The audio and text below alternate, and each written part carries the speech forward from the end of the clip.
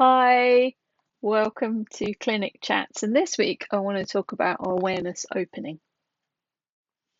Hey, Eloise Ansell here. I am an intuitive healer based in the UK. Hello, welcome. This week, actually, I worked on a client today and it pinged that it would be a good topic to chat about. So we're going to talk about our intuition, our awareness, whatever we want to label it as opening. Because sometimes, not very often, but sometimes when it expands and widens, it can be a little uncomfortable. So we have our subtle senses. We have, we might call it clairaudience and clairsentient and, all these names that we have for them. But we have our physical senses and then we have our subtle senses. And as I'm always talking about intuition and our awareness on this level, I always notice that it gets to the point, and a lot of people ask me which kind of avenue my information comes through on a subtle sense, and I can't pinpoint it anymore because it comes just kind of in waves almost. It's not really like coming through somewhere in particular. But sometimes I hear things. Sometimes I see things. I'm not a very visual person.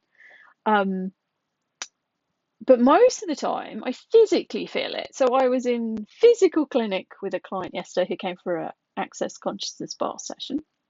Lovely lady. And I'm sat with her and I'm getting a feeling in my body. And she's like, oh, I have a feeling just there. And I'm like, well, she thought I was feeling it in my body. And I forgot I hadn't told her yet that I feel things in my body for other people's bodies. So like, I tend to be wired kinesthetically. So if a client comes in and they've got toothache, I will go, oh, I'm getting toothache here. And they're like, oh, how did you know I've got toothache in that exact tooth? I mean, if I'm with them, it's really easy to get that feedback. But in distance sessions, it's, I still get the feedback.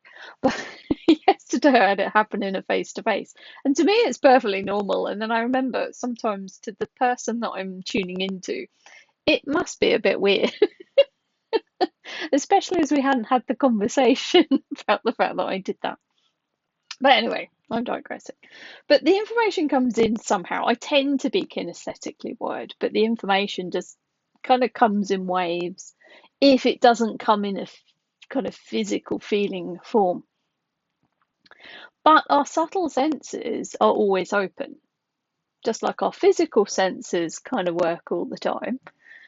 We tend to think when we're asleep they switch off, but I had a leak in my flat that I woke up to this morning. The sound of dripping water woke me. So my hearing was working. Like if the bin men come and empty the glass bin that's next to my flat, I will wake up to the noise of crashing glass because that is a thing that my body wants to be aware of. It's that fight or flight. It's running all the time. Like our senses, our nervous system is constantly aware. And our subtle senses are that first bit of information that comes in. We pick it up through the ether, as we sometimes label it. And there's a lot of evidence around ether existing in the world, even though science tries to poo-poo it. But everything is connected. Everything is one. So if you think about it, if I don't know, let's pick up my pencil. If I'm becoming aware of this pencil, it's kind of hitting my subtle senses before it gets into the visible senses, if that makes sense, the physical senses. It's in existence. So my subtle senses are picking up everything through time and space. It's aware of this pencil, but this pencil coming into my information, it's going to come into the energy circuits of my body. We might start labeling the energy circuits as the aura and all these other things. But it comes into that energetic boundary in my body before it kind of hits my ears physically or my eyes physically. That information is coming in through the subtle fields first. And we have this thing called the Wei Qi, this protective energy layer of the body that coats the body. And information goes through the Wei Qi to the brain, and it's far quicker than through the slow physical nervous system. So I always say when I was teaching a few classes that I'd get into this, if I knock over my pencil and it's about to fall off my desk, sometimes I'll reach out and grab it before I'm even aware that it's falling. And the reason is because, call it my subtle senses or my Wei Qi, is aware of it. It sent the message to my brain to pick up the falling pencil before I'm even consciously aware that the pencil's falling. Because the Wei Qi, and it actually goes into the brain through the gallbladder meridian. And if you look at the gallbladder meridian on a chart, you'll see it pings around the brain quite a lot.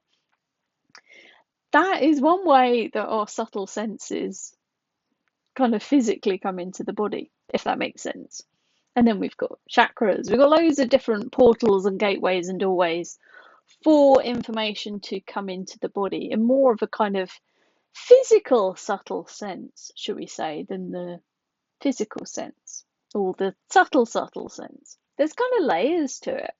So we don't always know where the information comes from, but we're open to things.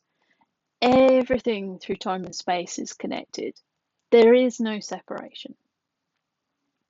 So our awareness and our awareness to things, as it expands, we can start to become aware of more and more things. Now, our awareness only opens up when we're ready for it.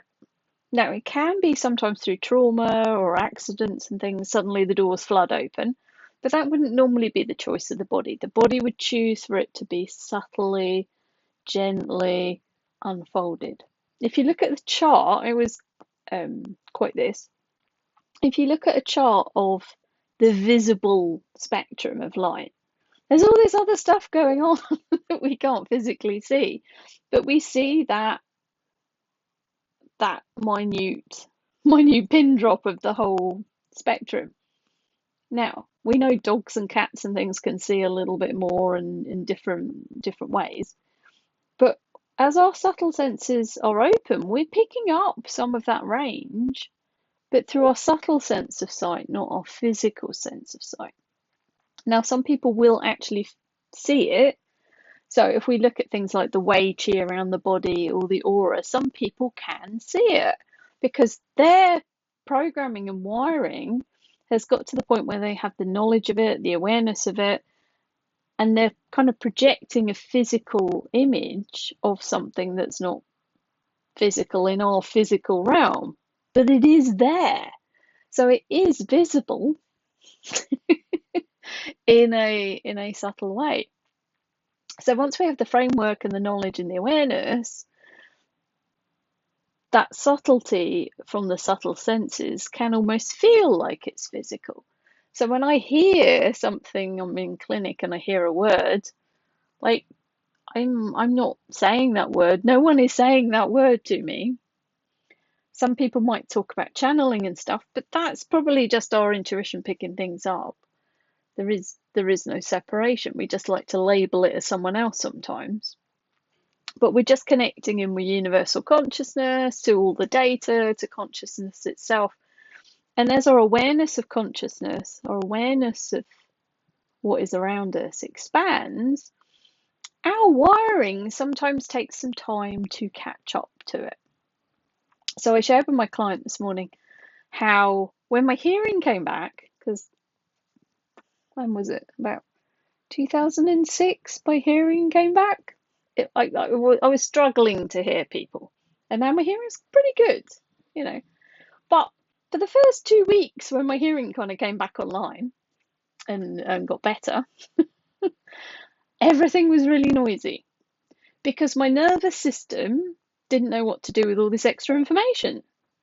So I was complaining about lights buzzing and the oven being really noisy, and like there was all this noise suddenly.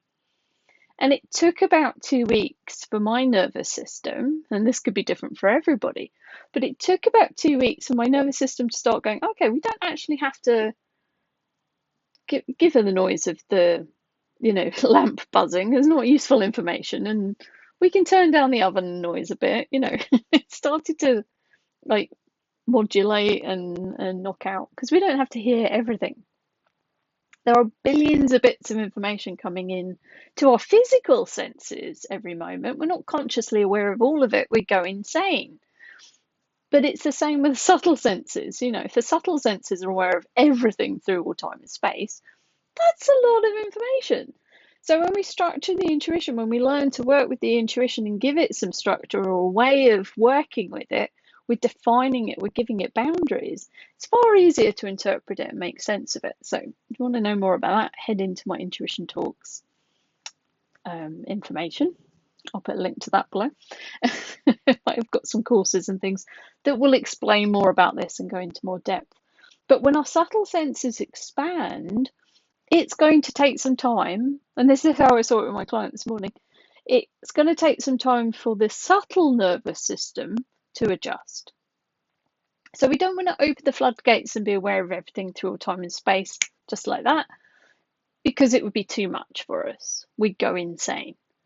So things have to gently expand. But sometimes when we're going through a bit of a period of adjustment or expansion in our awareness, our ability to tap into universal consciousness, to expand the intuition, we are going to have an adjustment period. And sometimes that could be uncomfortable. So sometimes you might hear things that just don't seem to be there, or you just feel a little uncomfortable, or you feel really tired, or it just feels different, and different feels uncomfortable sometimes, but that difference will feel natural again very quickly if we allow it and we just go, oh, okay, this is happening today. Okay, this is how I'm picking up information today. And then over time, that becomes normal. Your body works out how to cope with it. You learn how to interpret it and define it, and the boundary shifts, and it's normal.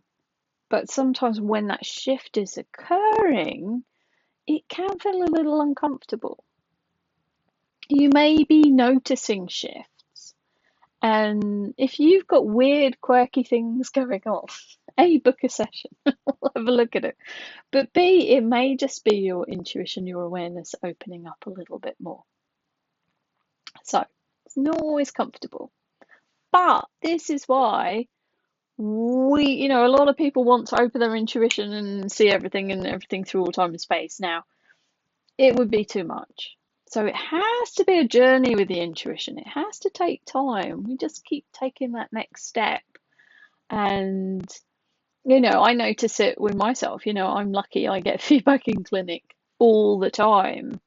But I've been going through some things recently, and it's like my body is trying to tell me new things about people. And I'm in this experiential phase where I don't quite know what the information is telling me, but I'm trying to interpret it. So I have key little things that I feel in my body, and I go, oh, okay, that's the kidney meridian. Oh, okay, that's that. And at the moment, it's giving me some feedback and information, and I'm busy trying to make sense of it. So it keeps feeding it to me until I work out what it is. And so we have to be in the question, we have to ask questions about what's going on and what we're picking up and what it means. And I've had something persisting for about 5 weeks, like on and off, all day long. And I've been like, what is that? And then I've sat with it, I've asked questions, had a little bit of an awareness around it over the last couple of weeks. And that symptom has disappeared, apart from when I need to know that information. Now I've kind of clocked what it means. It doesn't need to be there to catch my attention. It knows now that when I feel it, hear it, whatever it is, then I know what it means now. So it is not persisting all the time. So it's a learning opportunity. So I'm constantly evolving my subtle nervous system and my calibration with sensory information and my kinesthetic information that I get in about people's bodies and lives and things. Constantly learning. That doorway slowly opening all the time.